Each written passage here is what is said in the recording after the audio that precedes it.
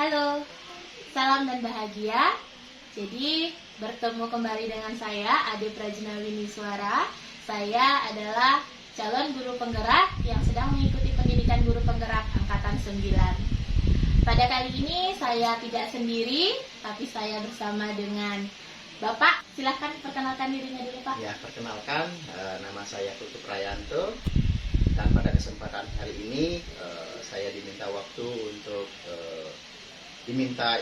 ditanyakan beberapa hal tentang pengambilan keputusan, dan itu merupakan pengalaman yang sangat bermanfaat nantinya untuk saya. Apalagi di sekolah kami sudah punya calon guru penggerak angkatan 9. Ya, terima kasih. Iya. Baik, terima kasih ya Pak Putu. Jadi seperti yang sudah saya sampaikan sebelumnya, Bapak, saya minta waktunya karena saya ingin melakukan sedikit wawancara. Kita langsung mulai saja, Pak. Nih. Jadi ada beberapa pertanyaan yang akan saya ajukan. Silahkan Bapak bisa memberikan jawaban berupa sharing pengalaman Bapak tentang bagaimana pengambilan keputusan sebagai seorang pemimpin. Baik, untuk pertanyaan yang pertama, Pak, selama ini bagaimana Bapak dapat mengidentifikasi kasus-kasus yang merupakan dilema etika atau bujukan moral? Ya, baik, terima kasih Bu Ade atas pertanyaannya. Ini merupakan permasalahan yang sangat krusial sebagai seorang pemimpin, di mana ketika kita mengambil sebuah keputusan itu, seorang pemimpin itu tidak bisa sembarang tentunya dalam mengambil keputusan, karena harus memikirkan atau mempertimbangkan dampak nanti ke depannya. Nah, seperti pengalaman saya, jadi saya sampaikan pengalaman saya ketika mengambil keputusan. Ketika saya mengambil keputusan dalam menangani suatu permasalahan, itu pastinya saya tidak bisa dulu sendiri. Ya. Saya pastinya yang pertama mengidentifikasi dulu permasalahannya itu apa. Setelah mengetahui permasalahannya itu, baru saya berkolaborasi dengan rekan-rekan, tentunya yang rekan-rekan bisa senior yang ada di sekolah gitu ya, untuk dimintai pendapat gitu tentang permasalahan yang terjadi. Sehingga pada saat itu juga saya mencari orang-orang yang memang benar-benar siapa yang bisa saya ajak untuk menangani permasalahan tersebut. Nah, setelah itu baru kita menemukan orang-orang tersebut, baru nantinya kita diskusikan dengan teman-teman itu, dan ada beberapa memberikan pendapat, ya dari di sana saya coba untuk mengambil keputusan. Berarti itu semacam prosedur yang biasanya Bapak lakukan, ya? Itu pengalaman saya pribadi. Iya. Jadi kalau boleh tiang tahu, bagaimana Bapak mengartikan perbedaan dari dilema etika atau bujukan moral?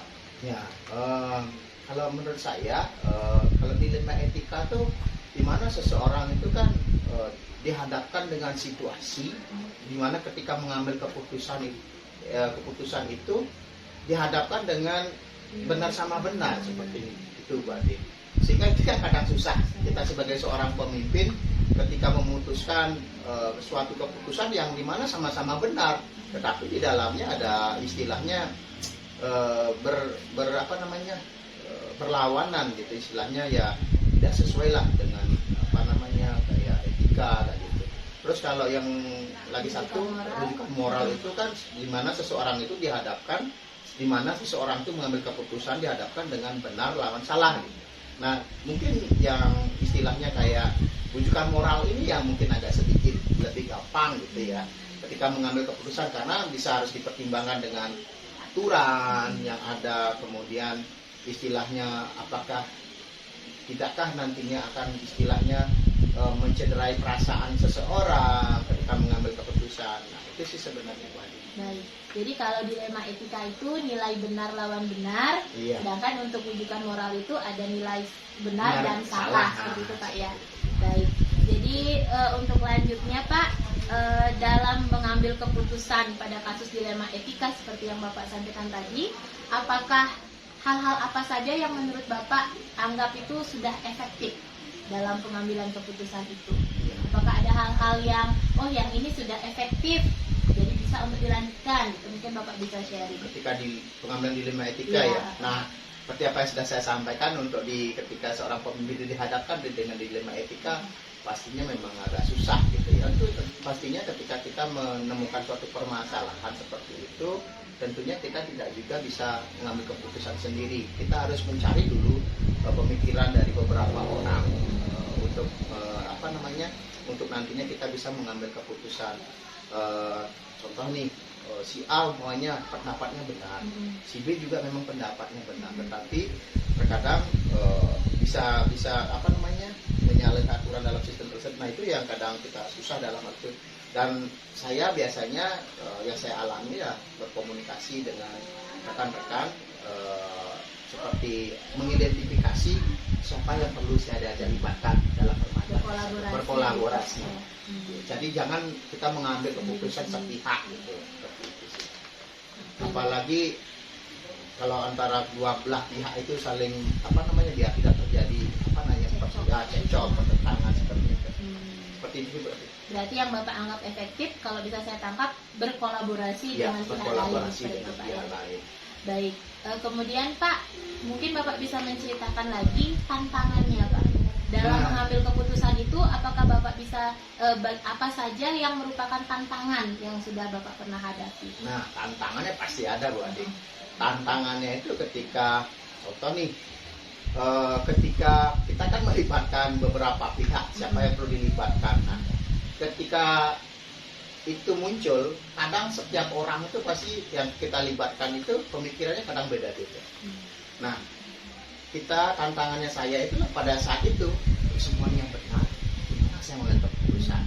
Nah, tentunya terkadang saya bisa mengambil keputusan seperti membuat resume Pak Ade, dengan menambahkan juga dengan keputusan yang saya ambil. Umpamanya biar satu sisi tidak ada ketersinggungan, pendapatnya si A saya ambil, misalnya si B diambil, tambahkan dengan pendapat saya, sehingga semua menjadi satu kesatuan. Seperti itu Pak Ade. Oke, berarti tantangannya itu dalam perbedaan pendapat Pak ya? Iya, perbedaan pendapat yang Bapak lihat sepertinya semuanya benar. Iya, seperti seperti itu, itu Pak, ya? Oke, nah baik, itu tadi tentang tantangan. Selanjutnya Pak, nah ketika Bapak melihat ada sebuah kasus tentang dilema etika, lalu Bapak dituntut untuk mencari penyelesaiannya, untuk mengambil keputusannya, apakah Bapak akan langsung menyelesaikannya di tempat, atau Bapak memiliki ada sebuah jadwal khusus, jadinya terjadwal untuk menyelesaikannya pada saat ini saja, apa seperti itu Pak? Tergantung masalahnya juga Bu Ade, berat atau tidaknya suatu permasalahan. Tetapi ketika umpamanya permasalahannya ya kalau memang bisa diputuskan pada saat itu juga saya harus memutuskan. Memang tidak bisa diselesaikan pada hari itu, mungkin bisa kita komunikasikan dengan beberapa pihak, mungkin di pertemuan berikutnya gitu, jadwal kembali seperti itu Bu. Berarti jawabannya tergantung dengan permasalahan itu sendiri Pak ya. Seandainya bisa diselesaikan secara langsung, kalau memang perlu lagi ada komunikasi dengan pihak lain, dijadwalkan gitu berarti Pak ya. Baik, selanjutnya Pak, apakah ada faktor-faktor yang bisa mempermudah atau membantu Bapak dalam menyelesaikan kasus-kasus dilema etika itu? Faktor-faktor untuk dilema etika ya, faktor-faktornya ya, selama ini yang saya dapatkan faktor-faktornya pasti satu, pengalaman seseorang yang saya ikut terlibat di dalamnya ya, karena itu sangat membantu sekali. Contoh di sekolah kami itu kan ada beberapa guru-guru yang ya sudah jam terbangnya tinggi juga, jadi paling tidak mereka bisa jadi sudah menemukan cara pengalaman seperti itu. Jadi itu yang bisa saya lakukan. Berarti dari mungkin dari pengalaman dari pihak lain seperti pengalaman dari orang lain yang dapat membantu dalam pengambilan keputusan. Kemudian juga ada lagi dari contoh ya, kan kadang mendengar dari permasalahan dari contoh dari guru-guru sekolah lain seperti itu. Oh seperti ini pengambilan keputusannya. Jadi saya juga bisa belajar dari orang lain tersebut, dari kasus tersebut. Oh, seperti inilah cara penanganannya. Berarti yang kedua, belajar dari kasus yang pernah terjadi sebelumnya, gitu ya Pak. Baik. Oke, sekarang pertanyaan terakhir Pak. Dari semua hal yang sudah Bapak sampaikan tadi tentang pengambilan keputusan dilema etika itu, pembelajaran apa yang Bapak bisa petik dari pengalaman-pengalaman itu tadi Pak? Jadi pembelajaran yang saya dapatkan dari hal ini adalah bahwa untuk menjadi seorang pemimpin itu perlu suatu keterampilan dalam pengambilan keputusan. Pastinya ketika mengambil keputusan, seorang pemimpin itu tidak sembarang mengambil keputusan, harus memikirkan seperti apa tadi sudah Bu Ade sampaikan. Kita harus mengidentifikasi nilai-nilai, apakah nilai-nilai itu sudah benar atau benar salah. Kita harus tahu dulu itu.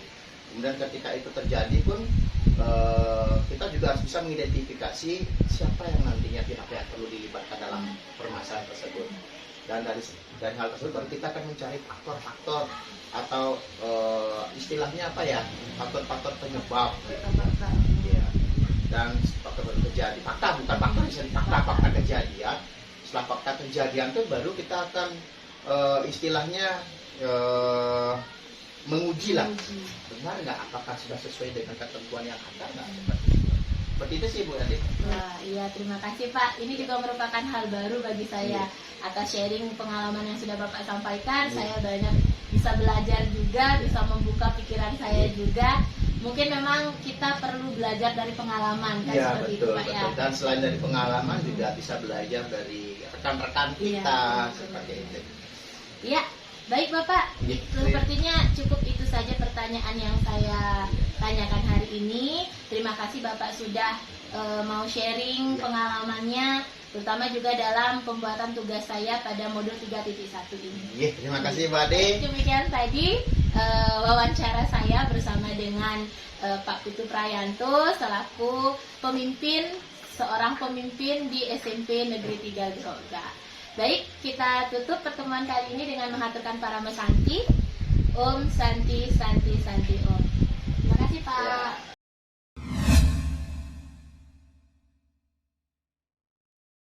Om Swastiastu. Om Swastiastu. Halo, salam dan bahagia untuk kita semua. Jadi berjumpa kembali dengan saya Ade Prajna Winiswara. Saya mengikuti pendidikan guru penggerak angkatan 9. Sekarang saya sedang berada di SMA PGRI Seririt, salah satu SMA di Kecamatan Seririt, Kabupaten Buleleng, Bali. Dan saya tidak sendiri, saya bersama Ibu cantik di sebelah saya. Silakan perkenalkan diri Bu. Hai, perkenalkan saya Ketut Sukati dari SMA PGRI Seririt. Saya ditugaskan sebagai kepala sekolah di SMA PGRI Seririt mulai tanggal 25 Januari 2021. Baik, jadi langsung saja Bu Nge, sesuai dengan yang Tiang sampaikan kemarin bahwa saya ingin melakukan wawancara dengan Ibu, mengajukan beberapa pertanyaan yang berkaitan dengan pandangan dan pengalaman Ibu sebagai kepala sekolah. Apakah Ibu sudah siap? Baik, siap. Iya, mari kita mulai Bu ya.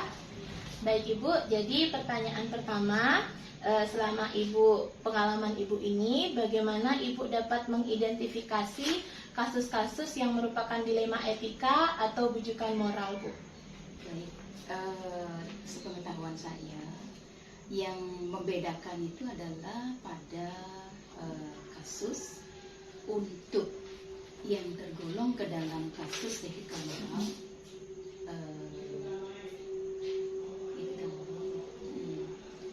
Dilema etika, kasusnya adalah yang benar dengan yang benar, ya, lawan benar. Untuk yang pujukan moral itu yang jelas itu ada benar dan salah, antara benar dan salah.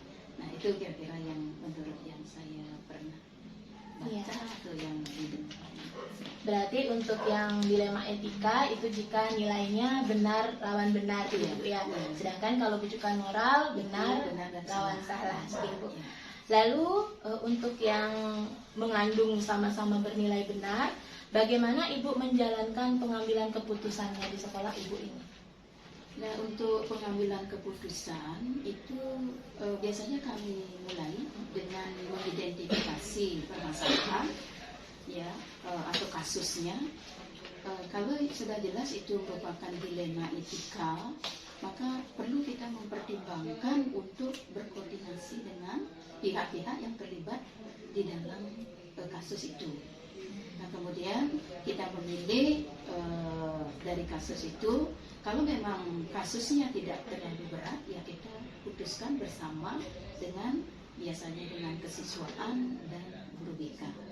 Tetapi untuk kasus-kasus yang melibatkan lebih dari itu, kita berusaha untuk mengumpulkan fakta dulu. Nah, setelah fakta terkumpul, siapa yang bisa kita libatkan untuk membahas permasalahan atau kasus ini. Nah, kemudian dari sana kita kembali mencermati bagaimana kita mengambil keputusan. Nah, sehingga keputusan yang kita ambil dalam jangka panjang tidak keputusan yang kita ambil akan baik untuk tidak berdampak tidak berdampak negatifnya. Berarti dengan membicarakannya dengan pihak yang terlibat seperti itu Bu, mengkomunikasikan. Oke, berarti itu juga sudah termasuk dengan langkah-langkah yang biasa Ibu lakukan, Bu. Ya, seperti itu. Lalu apakah yang Ibu lakukan itu bisa Ibu anggap efektif dalam pengambilan kasus-kasus dilema etika?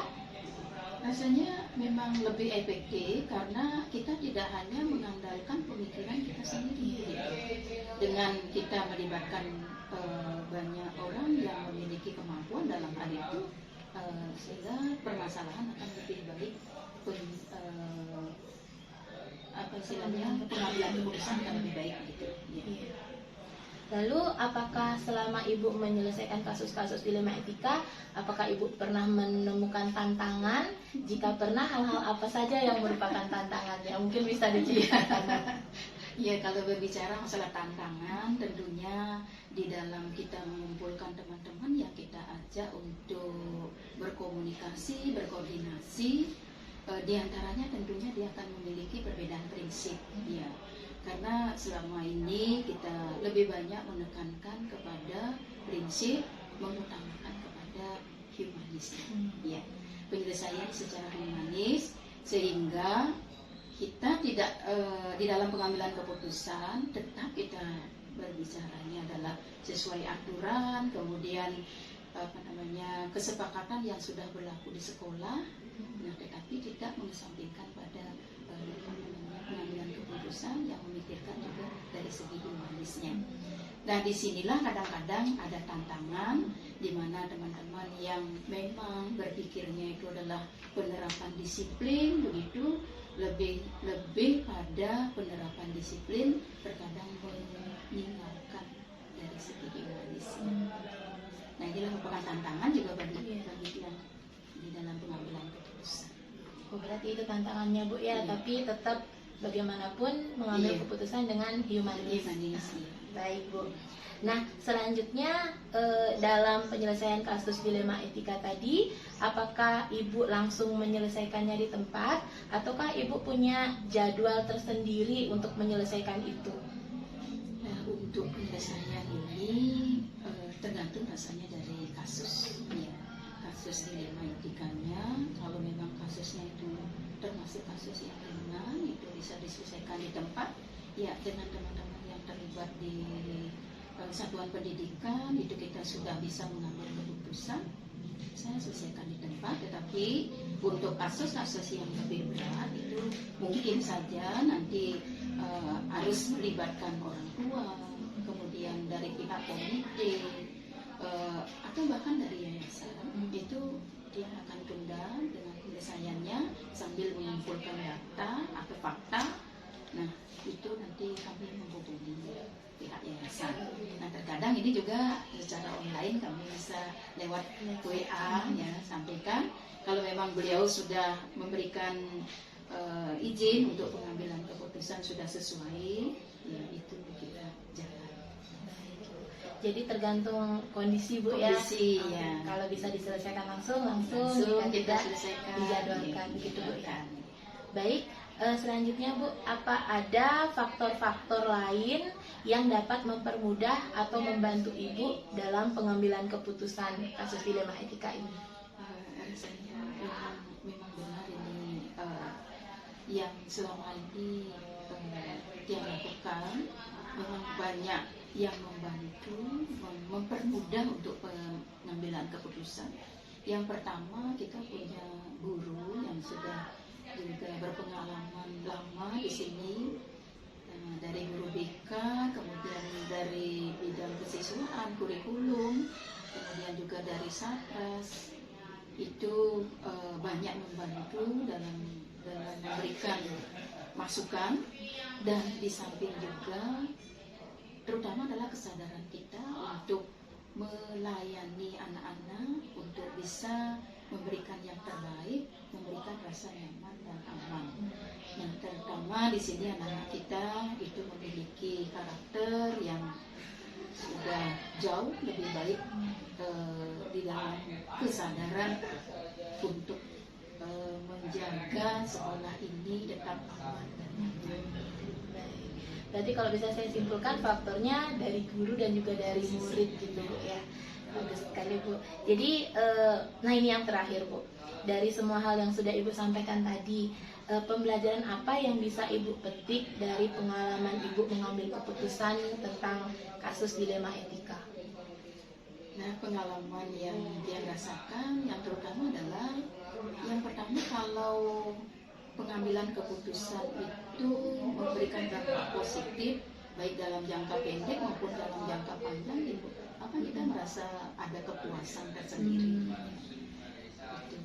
Nah, kemudian juga pengambilan keputusan yang sudah diambil dengan tahapan kita berkoordinasi rasanya lebih baik dibandingkan hanya dipikirkan sendiri. Iya. Baik. Jadi pembelajaran yang bisa Ibu ambil tadi berarti bagaimana cara berkomunikasi gitu Bu ya, berkolaborasi dalam pengambilan keputusan. Nah, jadi lebih mungkin keputusannya bisa lebih bertanggung jawab gitu, jadinya bisa dipertanggungjawabkan. Baik Ibu, saya rasa cukup itu saja pertanyaan yang ingin saya ajukan pada kesempatan kali ini. Terima kasih Ibu sudah mau berbagi, sudah mau sharing tentang pengalaman Ibu dalam pengambilan keputusan. Ya, semoga nanti saya bisa menjadi seperti Ibu juga ya Bu ya. Jadi Ibu salah satu panutan saya. Benar Ibu, benar. Baik Ibu, itu saja. Jadi untuk kedepannya semoga kita masih ada waktu untuk bertemu kembali Bu. Sama-sama Bu Ade. Bu Ade juga salah satu panutan. Kenapa? Karena Bu Ade itu di dalam bekerja tanggung jawabnya tinggi, ya, sehingga kendati pun yang lebih senior bukan berarti dia lebih baik gitu. Wah, jadi tersanjung juga nih Bu. Baik kita tutup pertemuan kita kali ini Bu, dengan mengaturkan para Santi. Om Santi Santi Santi.